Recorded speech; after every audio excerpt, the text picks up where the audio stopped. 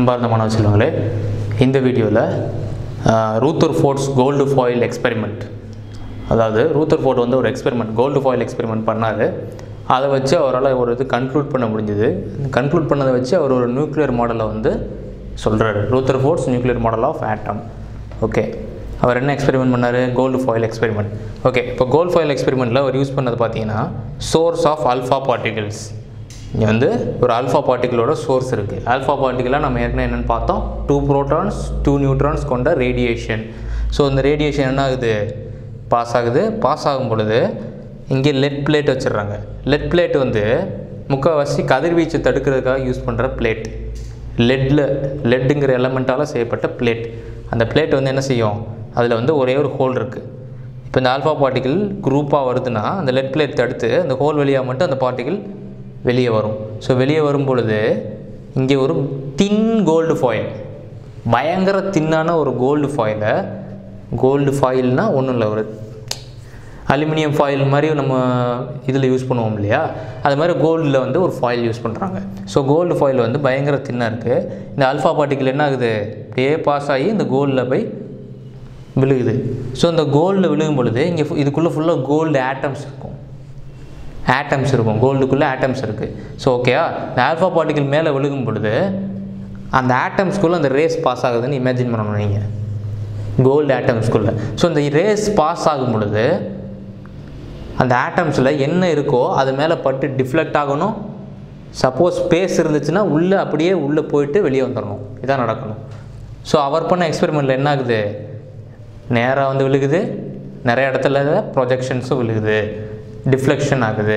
Deflection ஆகிறது அவர் எப்படி observe பண்ணார்னா, ஒரு சர்க்குலர் ஃபோட்டோகிராஃபிக் பிளேட்டை வந்து அந்த கோல்டு ஃபாயிலை சுற்றி பிளேஸ் பண்ணிட்டாரு. அந்த ரேஸ் வந்து டிஃப்ளெக்ட் ஆனாலும் நேராக வந்து விழுந்தாலும் அந்த ஃபோட்டோகிராஃபிக் பிளேட்டில் விழுகும் பொழுது ஃப்ளோரசன்ட் அப்படியே க்ளோ ஆகும். ஸோ நம்மளுக்கு தெரியும், ஓ இங்கே வந்து ஒரு ரே டிஃப்ளெக்ட் ஆகிடுச்சு, இங்கே வந்து நேராக வந்து விழுந்துருச்சு அப்படின்னு சொல்லி அவரால் கன்க்ளூட் பண்ண முடிஞ்சது.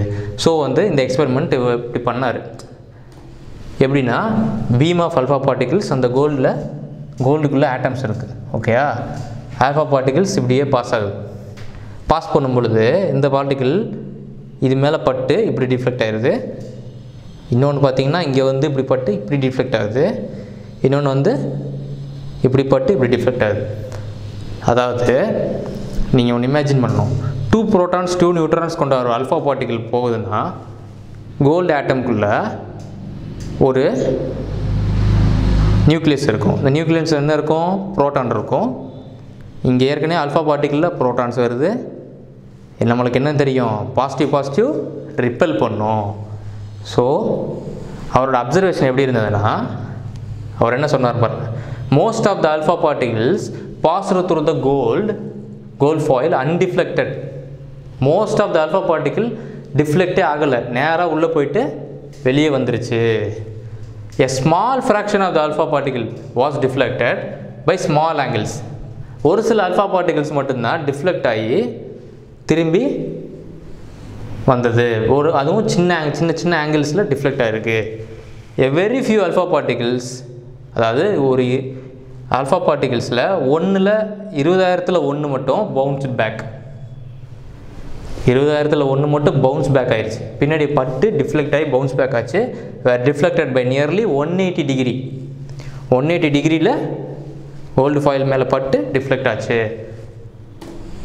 ஸோ அதனால் அவர் என்ன கன்க்ளூட் பண்ணுறாருன்னா, முக்கால்வாசி போன ஆல்ஃபா பார்ட்டிகிள் வெளியில் வந்துருச்சு, அன்டிஃப்ளெக்டடாக வெளியே வந்துருச்சு. அதனால் ஆட்டம்ஸ்குள்ளே முக்கால்வாசி எம்டியாக இருக்குது, ஸ்பேஸாக தான் இருக்குது. Most of the space in the atom is empty as most of the alpha particles pass through the gold foil undeflected. உள்ளே டிஃப்ளெக்ட் ஆகாமல் போயிட்டு வெளியே வந்துருச்சு. ஸோ முக்கால்வாசி ஸ்பேஸ் எம்டியாக தான் இருக்கணும் ஆட்டம்குள்ளே.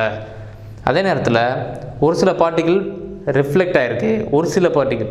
So deflection must be due to enormous repulsive force. Repulsive ஃபோர்ஸுங்கிறது என்னது? ஏற்கனவே ஆல்ஃபா பார்ட்டிகிளில் புரோட்டான் போகுது, ஆட்டம்குள்ளே ஏற்கனவே புரோட்டான் இருக்குது. Like charges ripple each other. So அதனால் ரிப்பல்சிவ் ஃபோர்ஸ் மூலமாக டிஃப்ளெக்ட் ஆகிருக்கு. ஷோயிங் தட் ஒரு சிலது மட்டும் தான் டிஃப்ளெக்ட் ஆயிருக்கு. ஏன் அதனால என்ன நம்மளால் சொல்ல முடியும்? Showing that the positive charge of the atom is not spread throughout the atom. அந்த பாசிட்டிவ் சார்ஜுங்கிறது ஆட்டமை சுற்றி எல்லா இடத்துலையும் ஸ்ப்ரெட் ஆகி இல்லை. The positive charge has to be concentrated in a very small volume. ஆட்டமில் வெரி சென்டர் ஆஃப் த இதில் வந்து ஒரு கான்சன்ட்ரேட்டடாக அந்த பாசிட்டிவ் அயன் இருக்கணும். அந்த இடத்துல போய் பட்டும்போது மட்டும் ஒரு சிலது டிஃப்ளெக்ட் ஆகிருக்கு. That repelled and deflected the positively charged alpha particles. ஓகேயா? அவரால் இன்னொரு என்ன சொல்ல முடிஞ்சதுன்னா calculate பண்ணுறாரு. Calculations by Rutherford showed that volume occupied by the nucleus is negligibly small. நியூக்ளியஸோட வால்யூம், அதாவது அதோட எந்த அளவுக்கு இடத்த ஆக்குப்பை பண்ணியிருக்கு அப்படிங்கிறது வால்யூம் வேறு ரொம்ப ஸ்மாலாக இருக்குது. ஆட்டமில் நியூக்ளியஸ் வந்து மொத்த ஆட்டத்தில் நியூக்ளியஸ் வந்து ரொம்ப ஸ்பேஸ் கம்மியாக தான் ஆக்குப்பை பண்ணியிருக்கு compared to the total volume of the atom. மொத்த ஆட்டத்தில் நியூக்ளியஸ் வந்து ரொம்ப கம்மியான ஸ்பேஸ் தான் ஆக்குப்பை பண்ணியிருக்கு. The radius of the atom is about 10 to the power minus 10 metre. ஆட்டமோட ரேடியஸ் வந்து 10 to the power minus 10 metre இருக்குன்னா while that of nucleus is 10 to the power minus 15 மீட்டரில் இருக்கும்.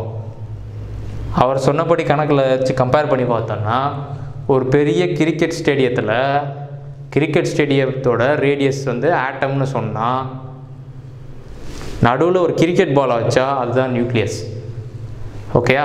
10 to the power minus 10 metre வந்து radius of the ஆட்டம்னா 10 to the power minus 10 metre வந்து nucleus. ஓகேயா? இப்போ அந்த பாசிட்டிவ் சார்ஜ் வந்து டென்ஸ்லி கான்சன்ட்ரேட்டடாகவும் மொத்த ஆட்டத்தோட மாஸும் ஒரு சென்டரில் இதாக இருக்குது, டென்ஸ்லி கான்சன்ட்ரேட் ஆகிருக்கு.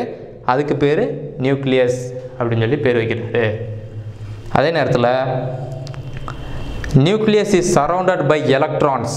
இந்த நியூக்ளியஸை சுற்றி எலக்ட்ரான்ஸ் வந்து சரவுண்டாக இருக்குது. That move around the nucleus with very high speed in circular paths called orbits. Electrons வந்து பயங்கர வெரி ஹை ஸ்பீடில் ரொட்டேட் ஆகுது, அதே நேரத்தில் மூவ் ஆகுது. அதே நேரத்தில் அதோட பாத் ஆஃப் த ரொட்டேஷன் வந்து பேர் ஆர்பிட்ஸ் சொல்லி சொல்கிறாரு.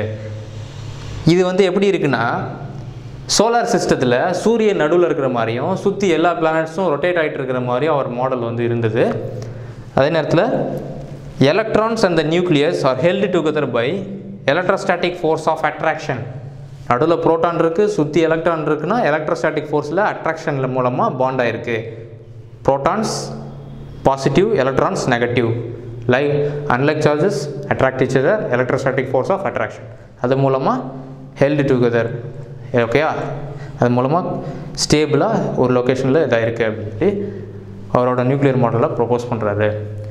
ஸோ ஓகே ஸ்டூடெண்ட்ஸ், அடுத்த வீடியோவில் வந்து atomic mass, atomic number, isobars, isotopes அப்படின்னா என்னென்னு பார்ப்போம். So thank you students.